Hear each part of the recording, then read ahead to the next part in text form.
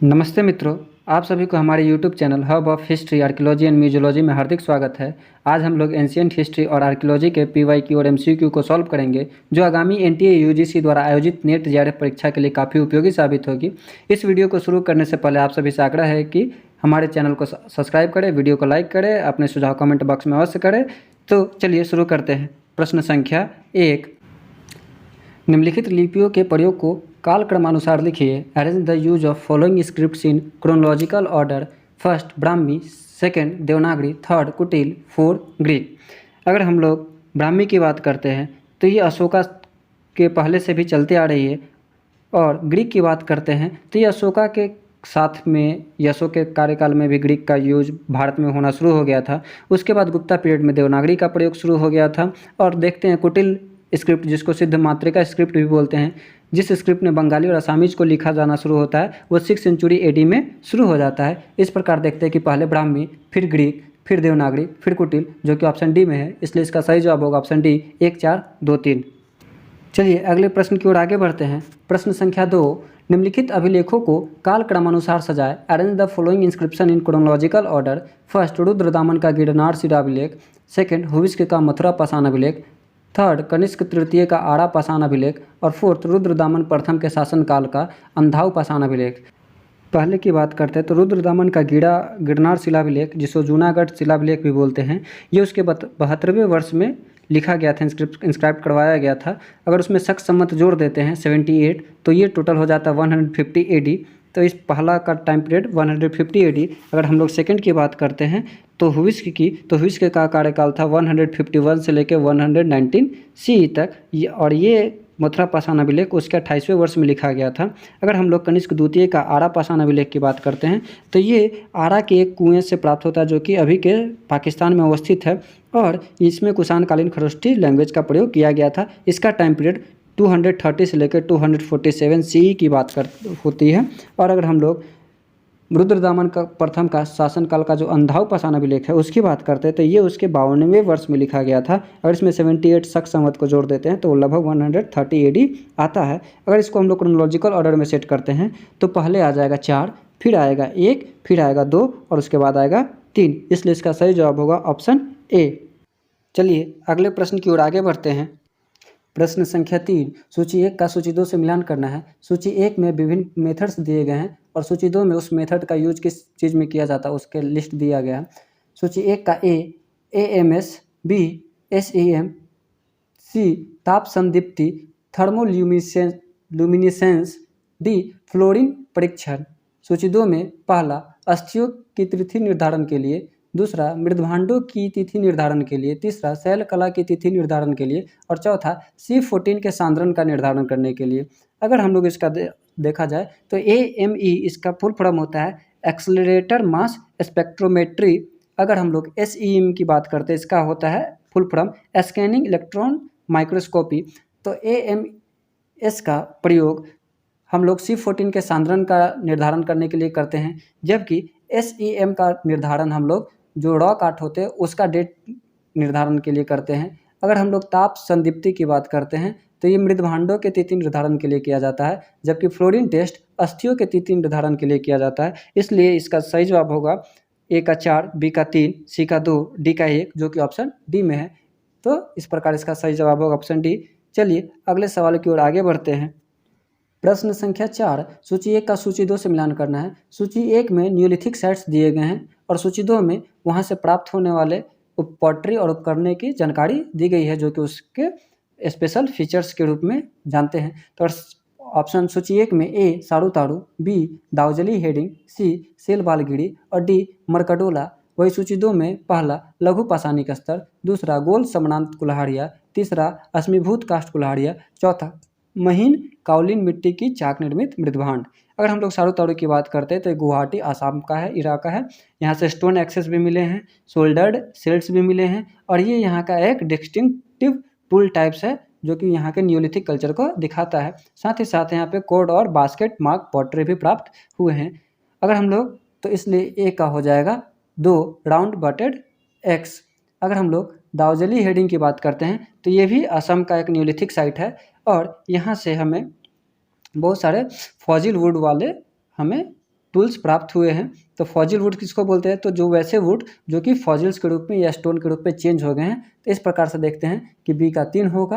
अगर सेल बालगिरी की बात करते हैं तो सेल बालगिरी जो है वो आपका मेघालय का है। और यहाँ से देखते हैं कि हमें माइक्रोलिथिक लेवल भी प्राप्त हुए हैं। ऐसे ही एक न्यूलिथिक कल्चर है, यहाँ से पॉलिश्ड एक्स भी प्राप्त हुए हैं। और हम लोग मरकडोला की बात करते हैं तो ये आसाम का ही एक आर्कियोलॉजिकल साइट है। और यहाँ से हम लोग देखते हैं कि महीन काओलिन मिट्टी की चाक निर्मित मृदभांड यहाँ से प्राप्त हुए हैं। ठीक है, तो इस प्रकार से हो जाएगा ए का 2, बी का 3, सी का 1 और डी का 4, जो कि ऑप्शन ए में है। इस प्रकार से हम लोग चलते हैं अगले सवाल की ओर। प्रश्न संख्या 5। सूची 1 और सूची 2 का मिलान करना है। सूची 1 में मध्य पाषाणिक स्थल और सूची 2 में उसके राज्य दिए गए हैं। सूची 1 में मध्य पाषाणिक स्थल में ए तिलवाड़ा, बी कनवाल, सी महदहा, डी पैसरा। और जबकि उसके राज्य की बात करते हैं तो ए बिहार, 2 उत्तर प्रदेश, 3 गुजरात और चौथा राजस्थान। ये काफ़ी आसान सा क्वेश्चन है। और तिलवाड़ा की बात करते हैं तो ये एक राजस्थान का माइक्रो मेसोलिथिक साइट है। कनवाल की बात करते हैं तो गुजरात का मेसोलिथिक साइट है। महदहा की बात करते हैं तो ये उत्तर प्रदेश का मेसोलिथिक साइट है। और पैसरा की बात करते हैं तो बिहार का साइट है। तो इस प्रकार से देखते हैं कि ए का 4, बी का 3, सी का 2 और डी का 1, जो कि ऑप्शन ए में है, इसलिए इसका सही जवाब होगा ऑप्शन ए। चलिए अगले प्रश्न की ओर आगे बढ़ते हैं। प्रश्न संख्या 6।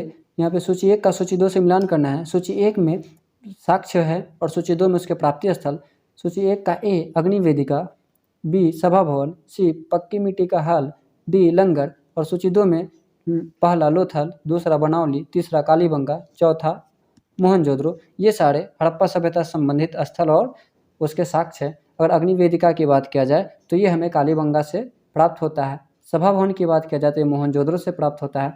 पक्की मिट्टी का हल की बात किया जाए तो बनावली से प्राप्त होता है। और लंगर की बात किया जाए तो लोथल के डॉकयार्ड से प्राप्त होता है। इस प्रकार से ए का 3, बी का 4, सी का 2 और डी का 1, जो कि ऑप्शन बी में है, इसलिए इसका सही जवाब होगा ऑप्शन बी। चलिए अब हम लोग अगले प्रश्न की ओर आगे बढ़ेंगे। प्रश्न संख्या 7। सूची 1 का सूची 2 से मिलान करना है। ये भी हड़प्पा सभ्यता से संबंधित साक्ष्य और उसके प्राप्ति स्थान है। सूची 1 में ए मनकों का कारखाना, बी तांबे का स्रोत, सी स्टेडियम, डी पुरोहितों का विद्यालय। जबकि सूची 2 में पहला खेतरी, दूसरा मोहनजोदड़ो, तीसरा चनहुद्रो, चौथा धौलावीरा। अगर हम लोग मनकों के कारखाना की बात किया जाए तो चनहुद्रो और लोथल से प्राप्त होता है, तो ए का 3। अगर हम लोग तांबे का स्रोत की बात किया जाए तो खेतरी से, राजस्थान से, वहाँ से प्राप्त होता है। और हम लोग स्टेडियम की बात करते हैं तो ये हमें धौलावीरा से प्राप्त होता है। और पुरोहितों का विद्यालय की बात करते हैं तो ये हमें मोहनजोदड़ो से प्राप्त होता है। तो ए का 3, बी का 1, सी का 4 और डी का 2, जो कि ऑप्शन ए में है, इसलिए इसका सही जवाब होगा ऑप्शन ए। चलिए अगले प्रश्न की ओर आगे बढ़ते हैं। प्रश्न संख्या 8। सूची 1 में यहाँ पे उत्खनन स्थल और सूची 2 में उसके उत्खननकर्ता का नाम दिया गया है। सूची 1 में ए बुढ़िहाल, बी सिनुआर, सी नरहन, डी वतगाल। सूची 2 में पहला जिम साफर एवं देवराजा, दूसरा पुरुषोत्तम सिंह, तीसरा के पड़ैया और चौथा बीपी सिंह। अगर हम लोग बुढ़ियाल की बात करते हैं, न्यूलिथिक साइट है और इसका उत्खनन के पड़ैया और SR वालिलंबे करते हैं। अगर हम लोग सेनुआर की बात करते हैं तो 1986 से 90 के बीच में बीपी सिंह या वीरेंद्र प्रताप सिंह करते हैं। अगर हम लोग नरहन की बात करते हैं तो 1985 में पुरुषोत्तम सिंह के साथ साथ माखन लाल और अशोक कुमार सिंह, जो कि BHU से ये सारे लोग रहते हैं, ये नरहन का उत्खनन करते हैं। जबकि अगर वतकाल की बात करते हैं तो यहाँ देवराजा और जिम साफर यहाँ उत्खनन करते हैं। इसलिए ए का 3, बी का 4, 2 का, सी का 2 और डी का 1, तो इसलिए इसका सही जवाब होगा ऑप्शन बी। चलिए अगले सवाल की ओर आगे बढ़ते हैं। प्रश्न संख्या 9। सूची 1 का सूची 2 से मिलान करना है। सूची 1 में बुक्स दिए गए हैं, सूची 2 में उसके लेखक हैं। सूची 1 का A the Oxford companion to Indian archaeology, B agrarian structure in central India and northern Deccan 300 to 500 AD, a study of Wakatak inscription, C archaeology theory methods and practice, D Indian epigraphy.